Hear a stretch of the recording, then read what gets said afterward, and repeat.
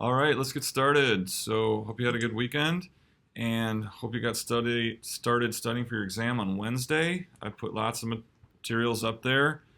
There's the extra credit problems, there's some past more conceptual type problems, there's the exercises from the textbook. So, all that stuff is great for studying. And then, of course, the web work homework, the written homework, number 3, is all important stuff.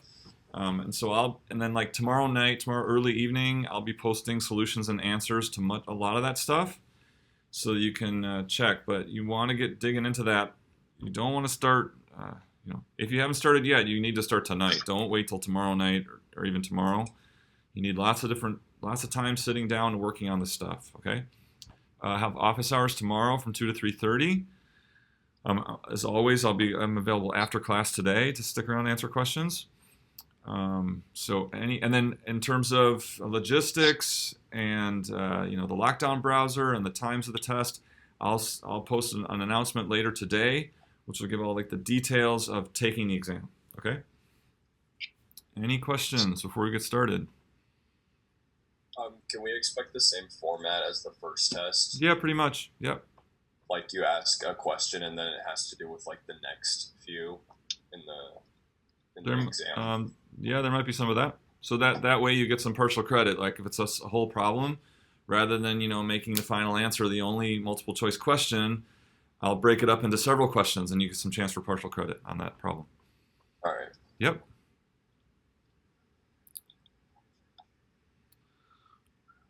Okay.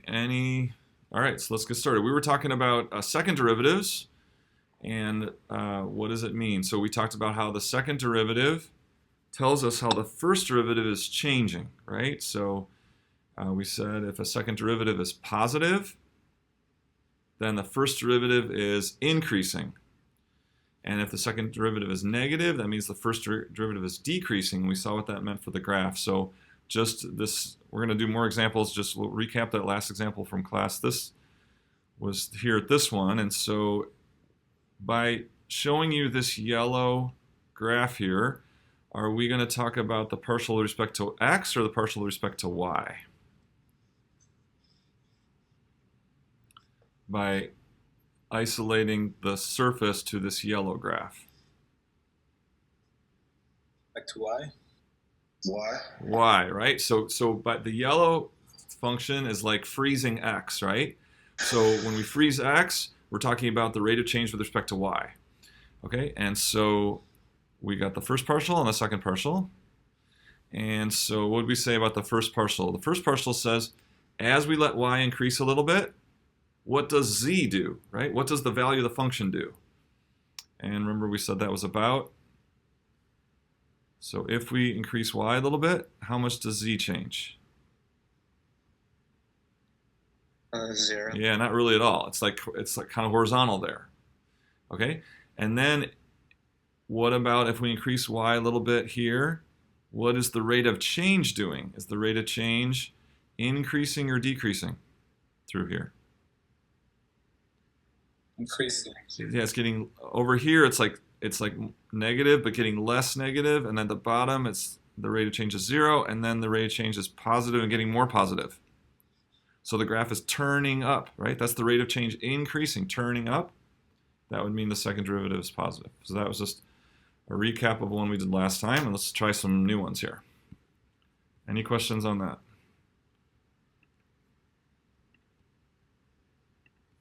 So let's try next one here. Here's one. I think, did we do? It's pretty similar, but we'll see here. All right, so now I'm going to do this.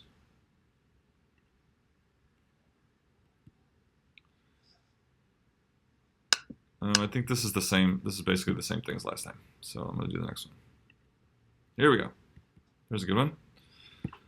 So now, with this blue plane, is this to help us with the partial with respect to x or the partial with respect to y? With respect to x. X, because the blue plane represents holding y constant. So let's analyze this. So what about the first partial with respect to x? Positive, negative, or close to 0 with respect to x? Positive. He wants positive. Others of you agree with that? Yes. So if I let x increase a little bit, my value of z goes up. Is that right? That's what you're saying. Yeah. That's what you're saying by the first partial is positive. That means as x increases, z increases or z goes up. No, as x increases, C goes down. Yeah, so you're changing your mind, John? Yes. Yeah, change your mind. So as x increases, z goes down, right? Z goes down because the curve, the surface is heading down.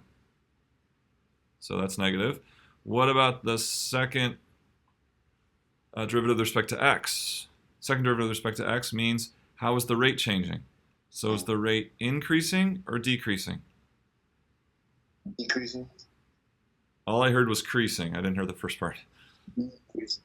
Yeah, so the rate is negative, and it's less negative here, and as x increases, it's more and more negative, which means the graph is turning down or concave down. So in this case, both the first and second derivative are negative, because for an increase in x, z goes down, and for an increase in x, the first derivative goes down, meaning it's getting more negative. So both are negative. Questions on that? Professor? Yeah. I have a question. So is this only like applicable to R3? No, this is all the same stuff you did in R2, but we have to isolate, like now when you do the partial with respect to x, you have to isolate changes in x and hold y constant. So it's the same as what you did in Calc 1 in R2. Does that make sense? Yeah, thank you. Okay, sure. All right, so now let's isolate x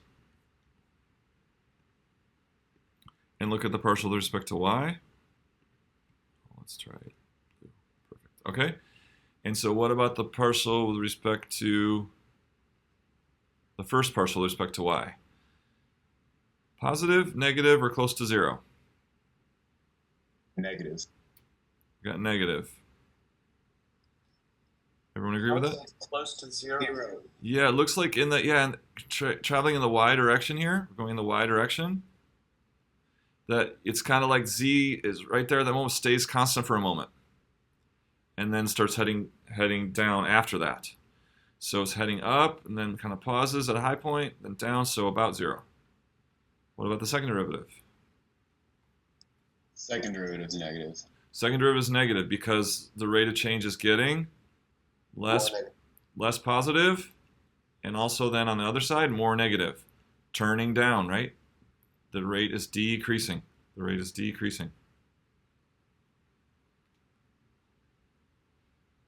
Okay, so remember we talked about that would mean if these two would be what? Local max. You learned in Calc 1 that if you have the first derivative is 0 and the second derivative is negative, you get a local max. So is this a local max of our function? Looks like. What do we think? So of our multivariable function, is it a local max? Yes. Along the y-plane, it would be. Yes, that's true. Along the y-plane it would be. But is it a local max of our multivariable function? No. No, because why not? Because there's places that are like higher in the z-axis. Right. So a local max would be go in any direction from that point and you'd be going down. Right? So yes, it's a local max if you fix z along that curve and just look at the y values changing. But if you're considering the whole surface, it's not a local max because there's higher places close by, right? Right. If you move away, you can go up, like if you go in the negative x direction. So what would a local max be then? What would a local max be? Be at the top of that hill. Yeah, right. It'd be like this. All right. So there's our local max. All right. So and there we're gonna have the same thing that we did in the y direction, right? So we're gonna have the same thing here, but now also, what about the first partial with respect to x? What about the first partial with respect to x? about 0. Yeah, so go in the x direction.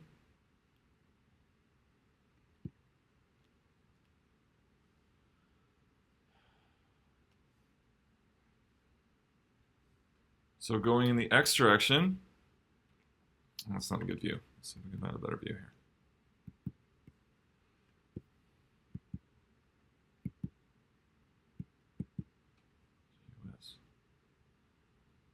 Okay, maybe coming up here.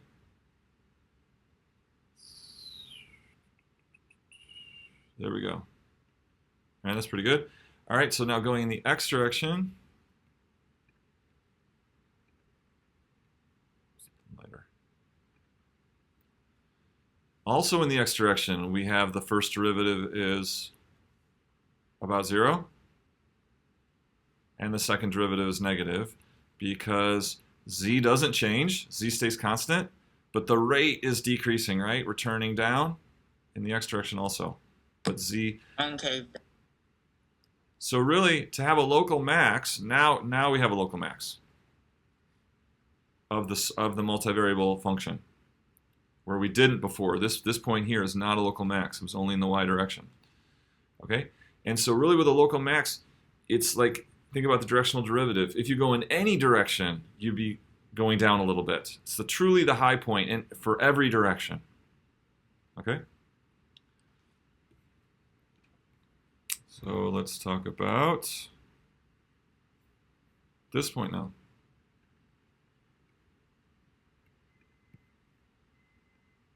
How about this point here? That's a saddle. What's that? So what's the rate of change in the x direction? Rate of change in the x direction? Wouldn't it be constant or decrease a little bit? If it goes. So when we're asking about the rate of change, we're asking is it positive, negative, or 0? Oops, sorry. Oh, sorry. It would be 0. Right. In the x direction. So like if you walked in the x direction a little bit there, it's kind of like you're coming down and then back up. So it's like a low point. Also in the y direction. Let me see if I can show that here.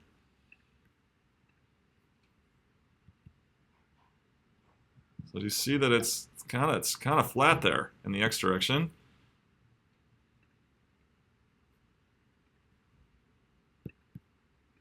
Also in the y direction, it's kind of flat there. So we have both fx and fy are 0. So is it a local max or min?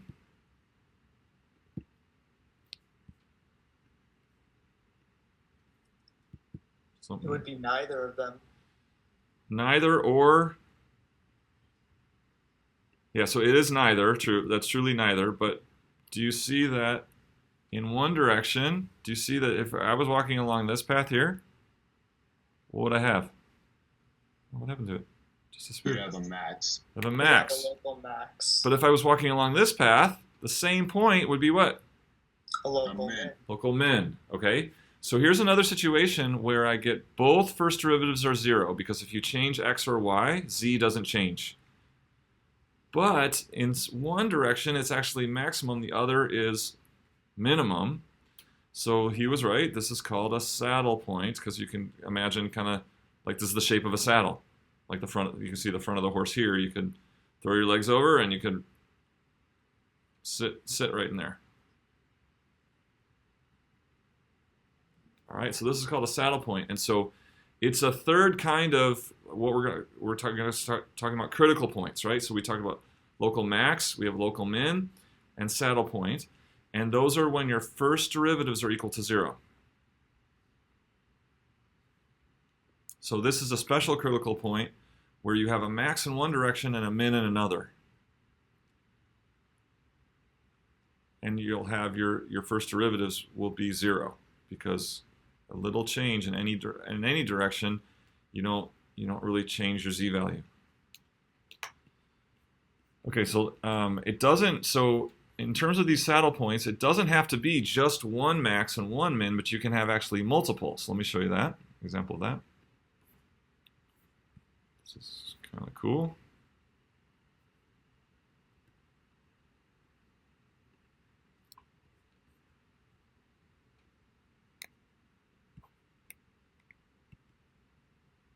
So here's an example where there's multiple mins and maxes depending on which direction you're walking through the origin there, right? So the saddle point is at the origin. There's your saddle point. But like coming from this way, that's maximum. But then coming from this way, along the x-axis, is minimum. Then there's another maximum going through here, like that. Then there's another minimum coming this way. So you can have, it doesn't have to just be one max and min at that point, but it could be in several different directions. But as long as there's at least one max and one min, that's called a saddle point. So let's talk about these critical points and analyze these a little bit more.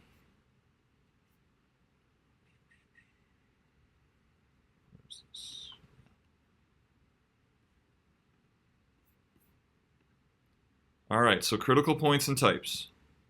So a critical point is a point on the function, our multivariable function, is any a, b such that both your partial derivatives are 0.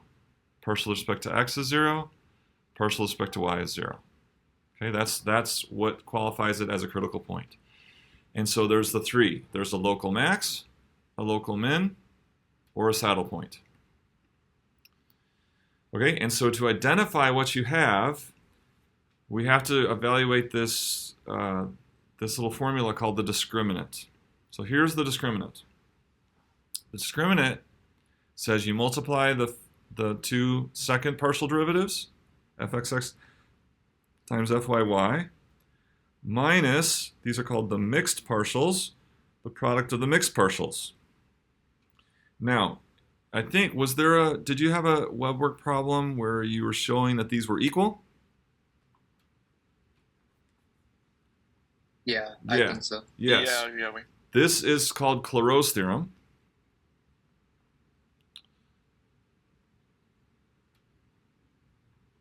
Clause's theorem says that the two mixed partials will always be the same function.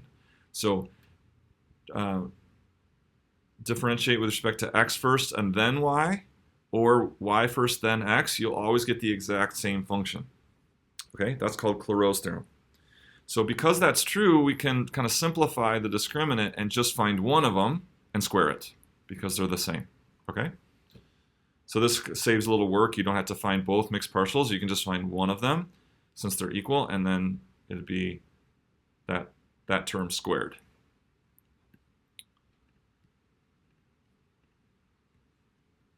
Okay. All right. So if this discriminant, so how do we use the discriminant to figure it out? So if the discriminant is greater than 0, the critical point is a local max or min. So if you get a positive number for this discriminant d, you either have a max or a min. Okay? If it's less than 0, then you have a saddle point. So this is the case where there's a max in one direction, at least one direction, and a min in another. And if d equals 0, then there's no conclusion. Okay? Then there's no conclusion. The discriminant doesn't tell you, and you'd have to kind of figure it out from some other means, like a graph or something. But I've never come across an example of this. You don't have to worry about it. Okay? So all the examples that we do, you'll get your d is greater than or less than 0. Okay, so let's talk about, so we said if d is greater than 0, it's either a local max or min. So how do we know? How do we know which one it is? So what tells us if it's a local max or min? So it's a max when what? What's happening to the rate of change at a maximum? It's decreasing. That's a decreasing rate, right? The rate is getting less positive, and then the rate is 0, and then the rate's getting more negative. That's what happens at a max. So what tells us that the rate is decreasing? What is the thing that we have that can tell us that the rate of change is decreasing?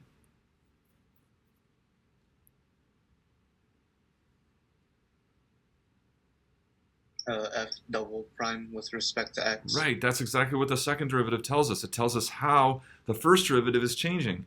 So if the first derivative is decreasing, then we'll see that the second derivative is what?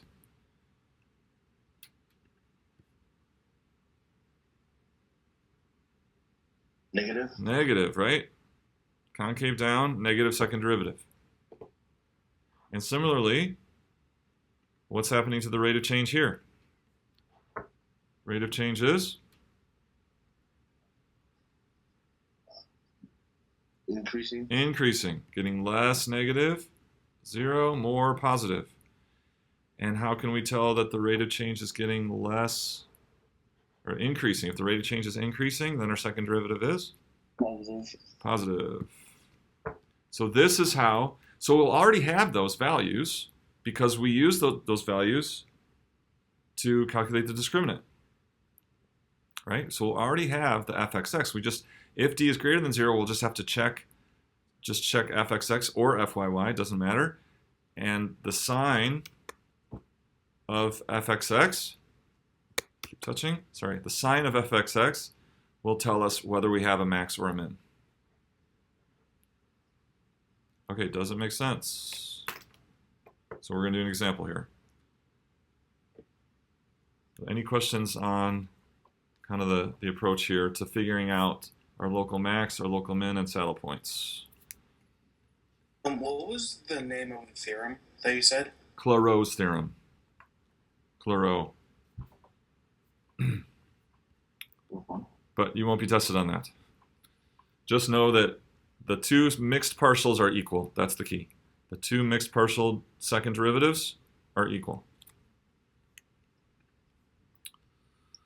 All right, so let's look at, I got a good example here. Not that. Where is it?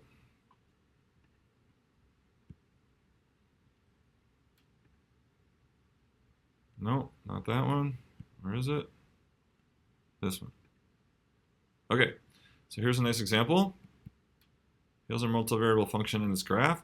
So let's just, first of all, identify how many max, min, and saddles do we have?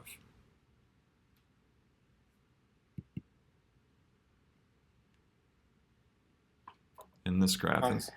For the saddle, wouldn't it be just 1 or 2 if you consider both of the left and the right side? So is that 1 or 2 saddles? Two.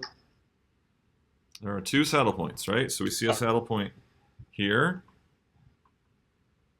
We see a saddle point here. It's moving on me.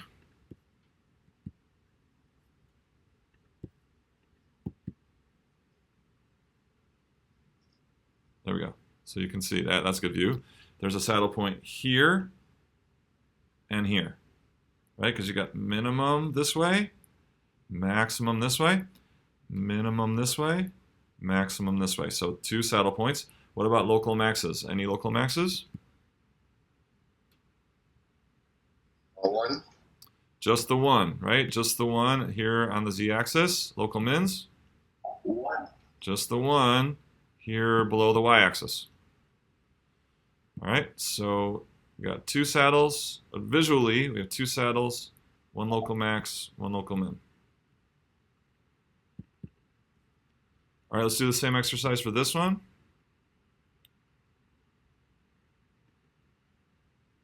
All right, so here's this function. Here's a multivariable function. A little bit complicated, not too bad. So how many max, mins, and saddles on this one? A lot. A lot, right, yeah, a lot. So, well, actually, I'm going to use this function for an example we'll do in a couple weeks. But we don't want to try to count these, right? They're everywhere, right? You got saddles, maxes, mins, everywhere. So, all right, so back to this one. So let's actually do the math on this one and actually confirm mathematically we got our local max, mins, and saddles. So our function is this one.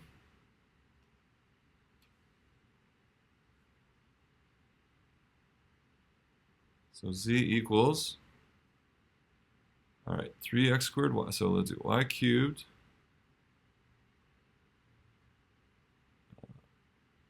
plus 3x squared y minus 3x squared minus 3y squared plus 2. That's our multivariable function. So let's do fxy here.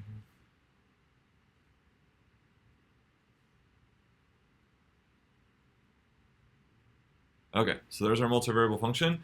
And what do we want to do? We want to algebraically find the critical points, find the locations and values of the function at the critical points. So what were our definition of critical points? Like how do we know it's a critical point?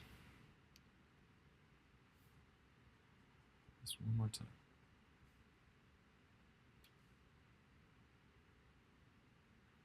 What makes it a critical point? Second derivative is 0. The first derivative is 0. First derivatives are 0, meaning in any direction that you go from that point, your z will stay constant. So we need the first partial derivative with respect to x. And so you guys are experts at this. The constant y is treated as a constant, so that's 0. And then we got 6xy.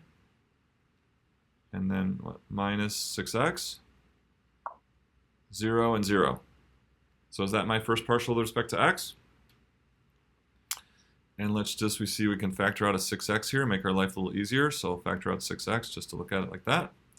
All right, first partial with respect to y.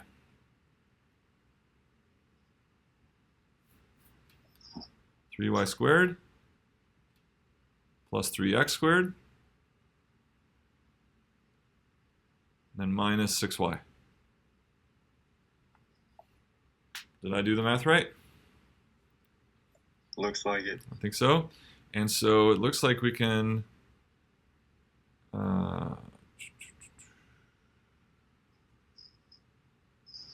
pull out a 3, but there's really no factors of x and y we can pull out, so we'll just leave it like that.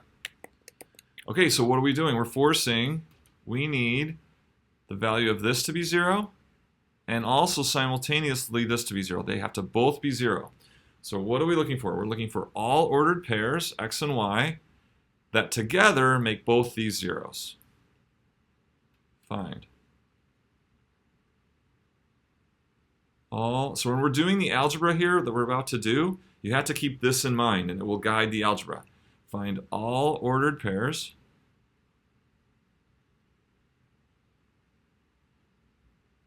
xy such that, let's do AB.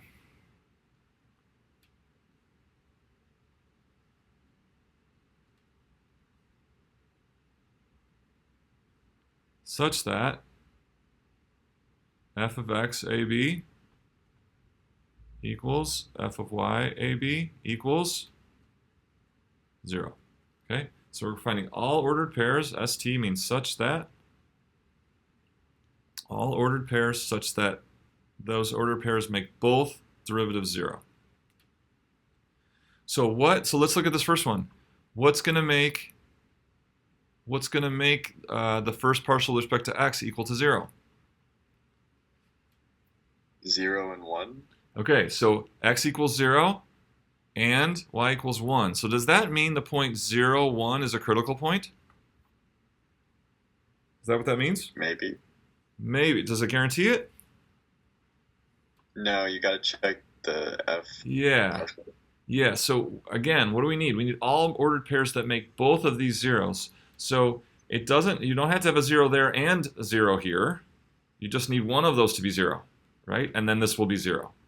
So that's the wrong assumption. That it would be 0, 1. So we're going to say, what we're going to do is we're going to let x be 0. Because when x is 0, we know that we get f of x equal to 0. So then, what do we need? Then we need the corresponding y value that makes this one 0. So when x equals 0, we're going to do f of y of 0, comma y. And what will that be? So we can plug x equals 0 in here, and we get 3y squared plus 0 minus 6y. Now that we can factor, and we get 3y times y minus 2.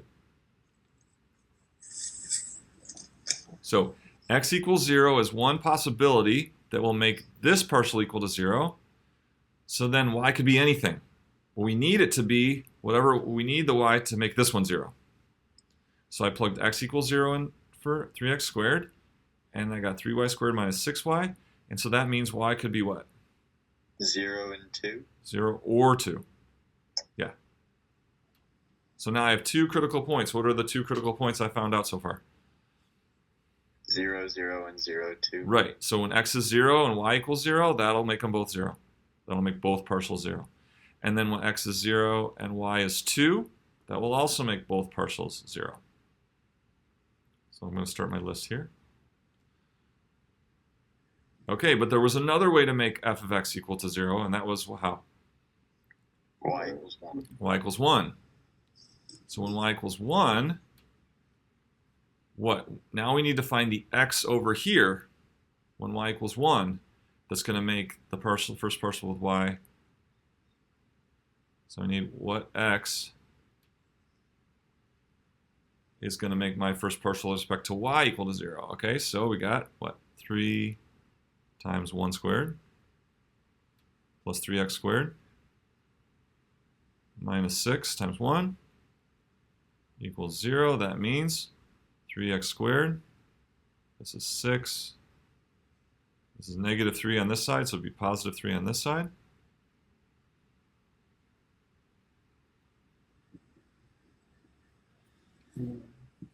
Okay, did you follow? So when y equals 1, then I'm going to come over here and I need to figure out what x is going to make this one 0.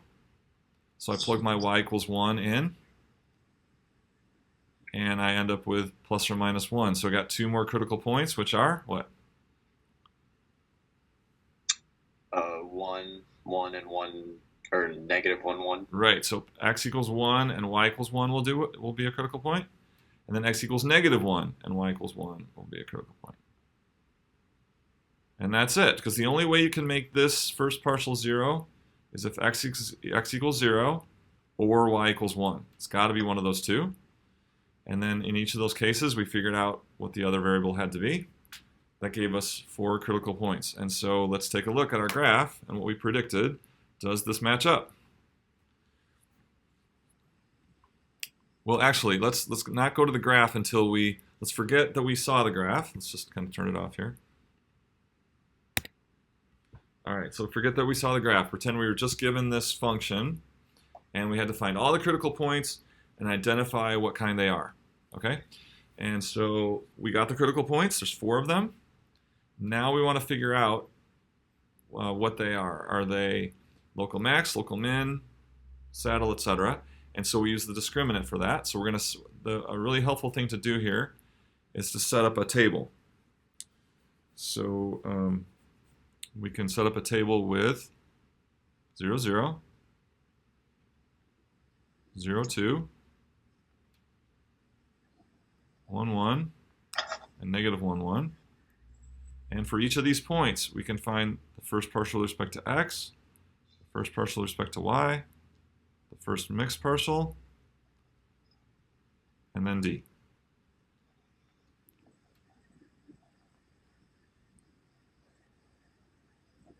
And then we can say type.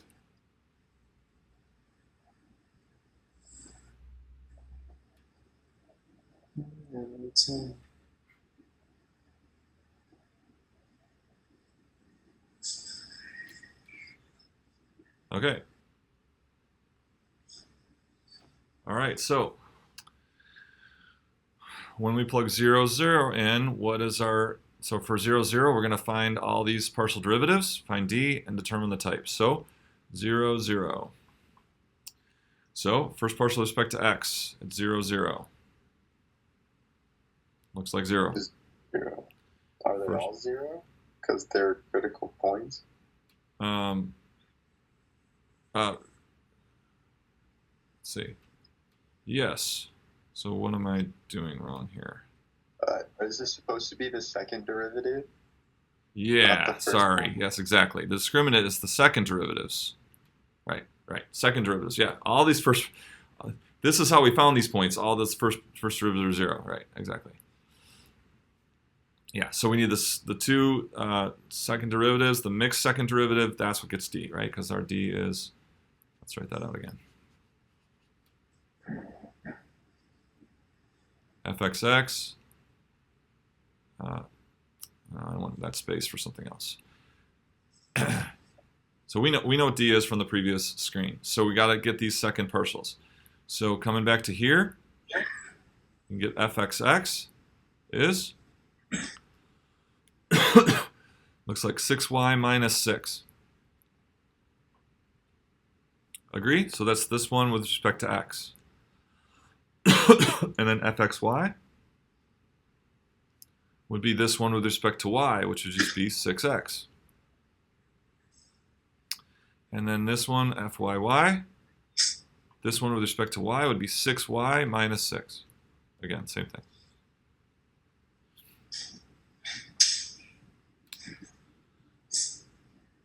Okay, now that's just coincidence. On this particular function, those two turn out to be the same. That usually doesn't happen. Okay, so that's not a theorem. Those are usually different functions.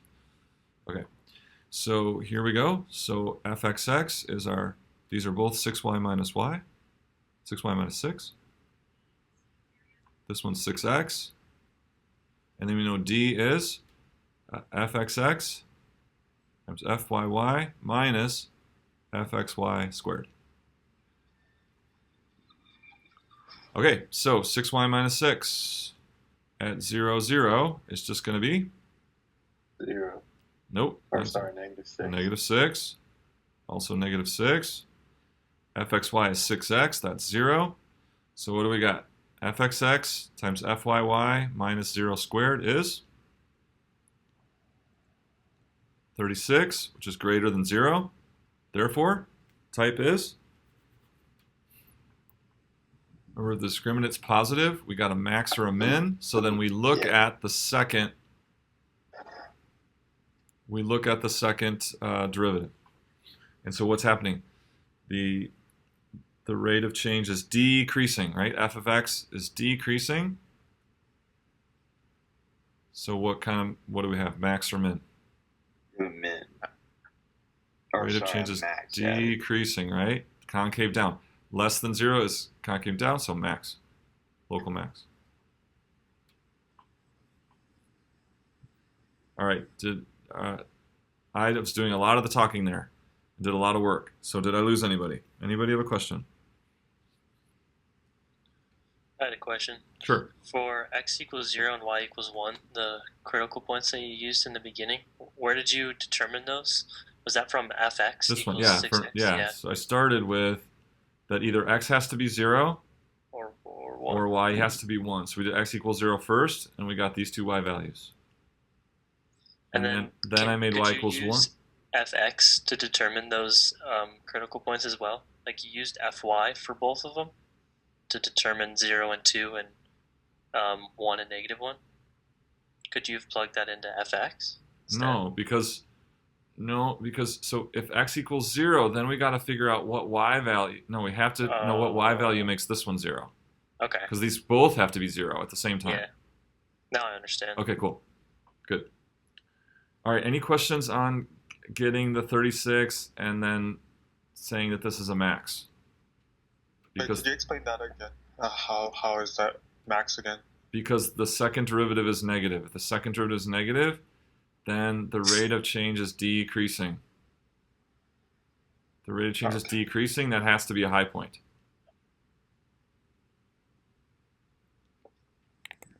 Could you go over the Clairaut's theorem again? All that says is that fxy is fyx. That's all that says. The mixed partials are equal. Did you get that? Yeah, I didn't show where any of this stuff came from. I didn't. So in terms of the discriminants, this formula, and Clairaut's theorem, I didn't show any of that today, just for time's sake. One more question. Yeah. For the coordinate 0, 0, did you get that from fx? Because in order for 6x to be 0, x has to be 0. Uh-huh. Is that where you get it? Okay. The first partial with respect to x tells us that x has to be 0 or y has to be 1. So then we took x equals 0 and we figured out what y value had to make this one 0 when x was 0. And then we took y equals 1 and we said, okay, what x value would make this 0 when y equals 1? So that's all that work we did before. So you could maybe go back and watch the video again, because that we took 5 or 10 minutes to do all that. Okay, so next, any questions about determining the discriminant and then concluding it's a maximum? We're good on that? Okay, so now 0, 2. What's our fxx for 0, 2? Looks like positive 6, right? Plug in y equals 2, you get positive 6. Same thing here. What about fxy? 0, 2. It's also 0. And so what's our discriminant? It's this times this minus this squared. That's our same thing, 36 again. So is it a max? No, it's a min this time because right. It's increasing. Right. Remember when d is greater than 0, it could be a max or a min, and you have to look at the second derivative. Now our rate of change is increasing, getting less negative, more positive, which would indicate min. Okay, at 1, 1, fxx is 0, fyy is 0, fxy is 6, and so we get negative 36, which is less than 0. That's a saddle. And then similarly here, 6y minus 6, that's still 0. 6y minus 6 is 0, and y equals 1. fxx is now negative 6. That's still 0.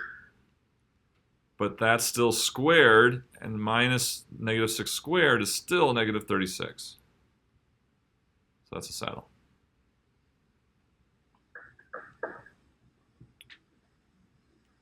Okay, is this making sense?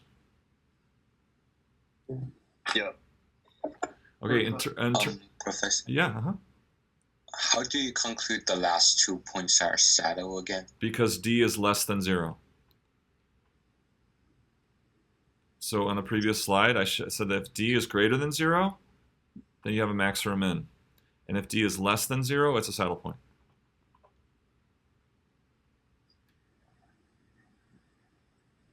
Other questions?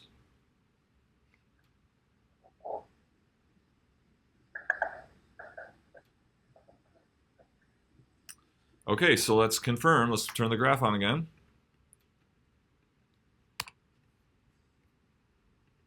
So do we have the maximum? Oh, and so is the maximum at 0, 0? Indeed, we said that's the one on the z-axis, right? It's at 0, 0. How can we find the value of that maximum? How can we find actually how high the max is?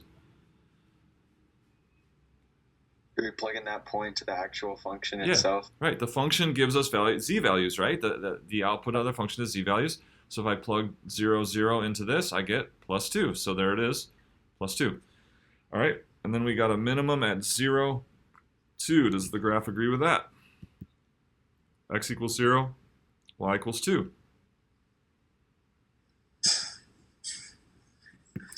And indeed it does, because that's right below the y-axis here. And again, we could put 0, 2 into our function here, and we're going to get some negative number. And that negative number is the z value of that point right there. And then what about 1, 1, and 1, negative 1? So let's look right down on the top of it here. Straight down on it. So that's the one on the z-axis, right? It's at 0, 0. How can we find the value of that maximum?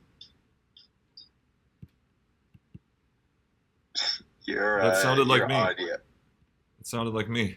Someone's playing back my recording in real time. That's pretty good. All right. So remember our saddles were here and here.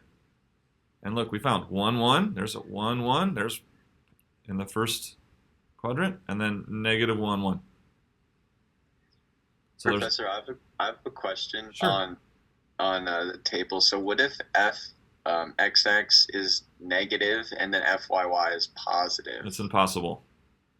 That's impossible. No, it's possible at a saddle point, but that's impossible at a local max or min. So that would never happen. You would never have that and get a positive value of D.